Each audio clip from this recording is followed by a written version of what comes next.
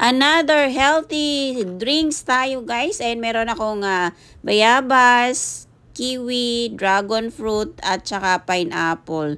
Yung pineapple nila hindi yung yellow, white siya. Tapos yung dragon fruit din nila, white din. At saka yogurt.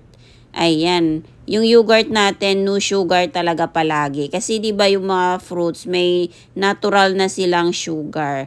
So, masarap ihalo talaga ang yogurt kasi mas lalong nanam yung ating smoothie at saka natural yung sugar niya. Yung yogurt kasi is, 'di ba, medyo maalat na maasim, parang ganun. So, ayan, health is wealth, ika nga. Kaya, dapat umiinom tayo nito araw-araw. Kaya, God bless everyone. Stay healthy and safe. Ayan, let's drink.